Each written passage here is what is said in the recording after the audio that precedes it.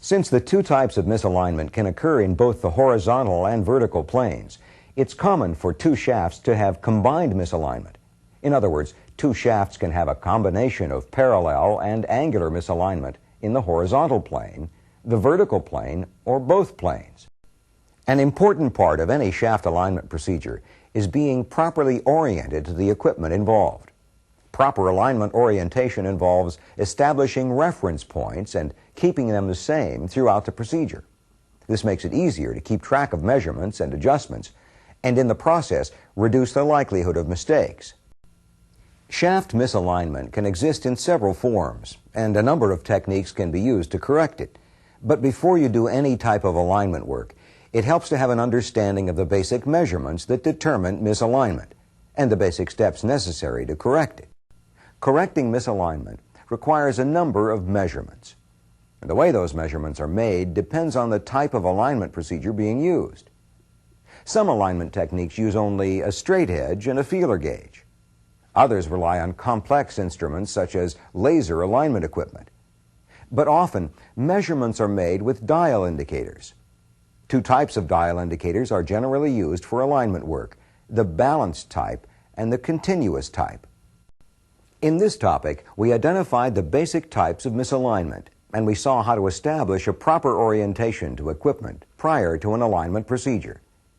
We also looked at some basic measurements and corrections that are used to deal with misalignment. Now, try some practice questions on this material.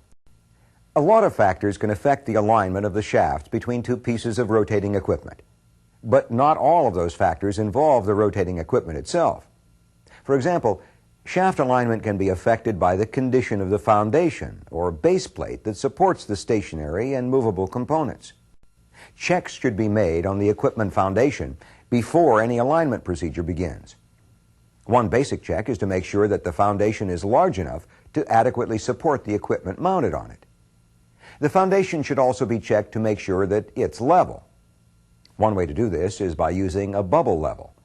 If the foundation isn't level, you should verify that the stationary component has been properly shimmed to make it level. This can be done by placing the bubble level on the shaft or other horizontal surface of the stationary component. If the foundation is concrete or grouted, it should be checked for cracks or loose material that could make it unstable. Also, all anchor or hold-down bolts should be checked to make sure that they're tight and in good condition. The surface of the base plate should be thoroughly cleaned to ensure that the equipment can sit solidly on the foundation. The seating surface, as well as each foot of the equipment, should also be stoned to remove nicks, burrs, or other raised imperfections. We can demonstrate one way to check for soft foot using this motor, which is being reinstalled after repairs. The foundation and the motor's feet have already been properly cleaned, and the hold-down bolts have been tightened. Once the basic preparations are complete, a dial indicator is mounted to detect any vertical movement of the motor shaft. Then a second dial indicator is mounted on the first foot of the motor that will be checked. Each dial indicator is mounted so that its stem is partially compressed before the indicator is zeroed. Doing this ensures that each dial indicator will be able to detect movement during the procedure. Next, the hold-down bolt on the first foot is loosened, and the dial indicators are checked. If either dial indicator detects more than the allowable limit of movement, which at many plants is 2 mils, then the foot is soft. To understand why 2 dial indicators are preferable, we need to look at some illustrations. Whenever a dial indicator reading indicates that a soft foot exists, it's a good idea to insert a feeler gauge under the foot to check the gap. If the feeler gauge fits evenly underneath the foot, then the foot is fairly parallel to the base. If the foot is fairly parallel to the base, shims of the same thickness as the gap should be installed to correct the soft foot. Then the hold-down bolt should be retightened, and the procedure should be repeated to verify that the soft foot condition has been corrected. Each foot of the motor should be checked in the same manner. Now, if a soft foot is detected and the feeler gauge won't slide evenly under the foot, then the foot may not be parallel to the base. In that case, the foot or the seating surface of the foundation may have to be reworked, or the foot may require special shimming. In any case, once corrections have been made, the procedure should always be repeated to verify that the soft foot condition has been eliminated. Both dial indicator stems should contact the rim of the pump's coupling hub. After the dial indicators are zeroed, the bolts for the suction and discharge pipe flanges are loosened to relieve any pipe strain that may be present. The dial indicators are checked as each flange is loosened to determine if the pump moved because of pipe strain. A facility usually has set limits for the amount of pipe strain that's allowable. In some facilities, any movement of more than 2 mils must be corrected. To correct pipe strain, pipe hangers and supports may need to be adjusted. After the adjustments have been made, the pipe strain check should be repeated to make sure that the pipe strain has been corrected. A shaft alignment procedure can be futile if there are problems with the equipment being aligned. For example, shaft and bearing problems can prevent a component from being properly aligned with another component. One way to determine if these types of problems exist is to take run-out readings on the stationary component and the movable component. Run-out readings measure how much the hub or shaft rotates out of round. Run-out readings can be obtained by mounting a dial indicator so that its stem contacts the rim of the component's coupling hub. Then the dial indicator is zeroed, and the shaft is slowly rotated while the dial indicator is observed. Any movement of the dial indicator pointer indicates run-out. A shaft typically has some run-out or eccentricity during its rotation. However, too much run-out is an indication of a problem. For example, a bent shaft or worn or damaged bearings could cause eccentric rotation of the shaft. A defective coupling that's out of round could also cause an excessive run-out reading. Facilities generally specify the amount of run-out that's allowable. If readings exceed the allowable limit, the cause of the problem will need to be determined. One way to narrow down the cause of the problem is to take another set of run-out readings with the dial indicator stem contacting the shaft. If those readings are within the acceptable limits, the problem is likely to be a defective coupling hub. But if those readings are also excessive, it's likely that the bearings are bad or the shaft is defective. Whatever the problem, the necessary repairs will have to be made before an acceptable shaft alignment can be achieved. Shaft alignment procedures require precise measurements and adjustments. One of the factors that must be taken into consideration during an alignment is the thermal growth characteristics of the stationary and movable components.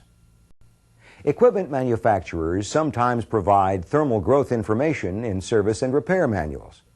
But if this information isn't available, it may be necessary to measure or calculate the thermal growth of the components. We can demonstrate one way to measure thermal growth using this pump and motor. First, the pump and motor are allowed to reach their normal operating temperatures. Then, they're taken out of service according to plant procedures, and dial indicators are mounted under each shaft. The base of each dial indicator is attached to some place that won't be affected by the thermal growth. In this example, each dial indicator is positioned so that its stem contacts a shaft at the 6 o'clock position. That way, both dial indicators will measure vertical movement. Once the dial indicators are in place, they're zeroed. Then, an appropriate amount of time is allowed for the components to go from operating temperature to ambient temperature. During that time, it's important for the dial indicators not to be disturbed. Any movement of the dial indicators could result in erroneous readings. Once the components reach ambient temperature, the dial indicator readings are taken. Those readings indicate the amount of thermal growth. In addition to measuring a component's thermal growth, it's also possible to calculate the amount. Basically, this method involves measuring the operating and non-operating temperatures of a component, then factoring those values, along with the thermal expansion coefficient, into a formula to determine the amount of thermal growth. The basic purpose of a shaft alignment is to make sure that the center lines of the shafts are as close as possible to being collinear. That is, that they form one continuous straight line. But before a shaft alignment is performed, certain preparations must be made. For example, since safety is always the top priority during any maintenance undertaking, All applicable lockout-tagout procedures must be followed. Also, the equipment being aligned must be cleaned and inspected, and any conditions that could interfere with the shaft alignment, such as soft foot, must be corrected. To begin the procedure, the mechanic forces the pump shaft inward as far as it will go. Then he mounts a continuous type dial indicator so that its stem contacts the face of the hub. He then zeroes the dial indicator. Since the dial indicator stem was partially compressed during mounting, the small pointer indicates that nearly 200 mils of stem travel have occurred. With the dial indicator in place, the mechanic forces the shaft outward as far as it will go. Then he takes a reading from the dial indicator. Axial movement isn't confined to equipment like pumps. It's also present in motors. But because of the magnetic field that's created by a motor's windings, the shaft is held in the same position each time the motor operates. That position is referred to as the shaft's magnetic center. The first step in determining the magnetic center of a motor shaft is to make sure that the motor is properly secured and that any loose coupling parts have been removed. Also, the shaft should be cleaned of any dirt or grease. Then the motor can be started up. As the motor comes up to speed, there's a noticeable amount of axial shaft movement until the magnetic field pulls the shaft into its normal operating position. At that point, the shaft is sprayed with layout dye, and a line is lightly scribed into the dye using the end bell of the motor as a reference point. Later, when the motor is shut down, the mark on the shaft can be lined up with the reference point to place the motor shaft at its magnetic center. Once the shafts of the components involved in an alignment have been positioned at their mechanical and magnetic centers, the coupling face gap can be set to its proper specification. This is done by inserting a feeler gauge the size of the ideal face gap between the coupling hubs and maneuvering the movable component until the proper gap is achieved. Different methods can be used to align the shafts of rotating equipment, but often, before precise alignment procedures are performed, a rough alignment is done to bring the shafts within a reasonable measuring range. One way to do a rough alignment is to use a straight edge and a feeler gauge.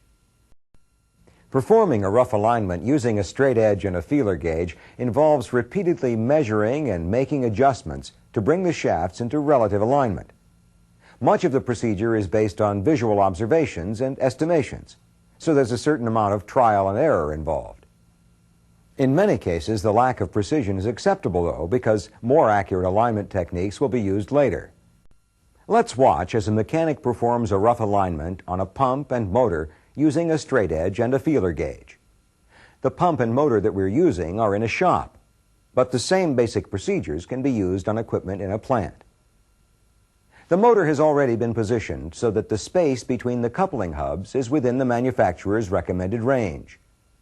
The mechanic begins the procedure by visually inspecting the coupling hubs to determine, as best as possible, what needs to be done to align the two shafts.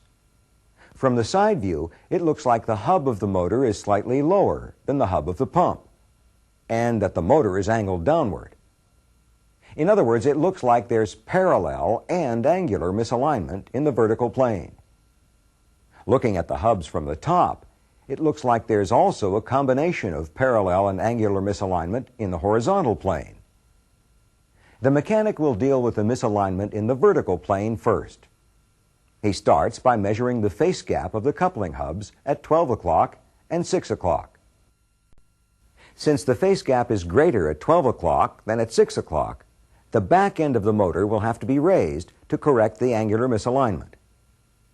But before he does that, the mechanic places a straight edge across the coupling hubs to see if the motor needs to be raised or lowered to correct the parallel misalignment in the vertical plane. He verifies that the motor is slightly lower than the pump. This means that both the coupling end and the back end of the motor need to be raised. So the mechanic loosens the hold-down bolts on the motor's mounting feet and adds what he thinks are enough shims to correct the misalignment. Because of the angular misalignment, he shims to raise the back end of the motor more than the coupling end. Then he repeats the measurements to make sure that the shims took care of the problem. If there's still misalignment in the vertical plane, He'll continue adjusting the shim thicknesses and measuring as needed until the shafts are close to being aligned. As he corrected the misalignment in the vertical plane, the mechanic used visual observations along with some rough measurements. But there are steps that can be taken to reduce the amount of trial and error involved in this procedure. These steps involve some additional measurements and calculations. With the misalignment in the vertical plane corrected, the mechanic turns his attention to the misalignment in the horizontal plane. First, he checks the coupling face gap at 9 o'clock and 3 o'clock. When he does, he finds that the gap at 3 o'clock is slightly greater, so there's some angular misalignment in the horizontal plane. He also places a straight edge across the hubs to see if there's any parallel misalignment. In this case, he finds that the motor is offset in the 9 o'clock direction. To correct the misalignment, the mechanic uses jacking bolts to shift the motor towards 3 o'clock. Because of the angular misalignment, he shifts the back end of the motor more than the coupling end. As he shifts the motor, he continues to check the alignment of the couplings. When he finishes aligning the shafts in the horizontal plane, he rechecks all of the measurements to make sure that he didn't disturb any of the previous adjustments. He also double-checks the face gap to make sure that it's still within the coupling manufacturer's specified range. The mechanic will deal with the misalignment in the vertical plane first. He starts by measuring the face gap of the coupling hubs at 12 o'clock and 6 o'clock.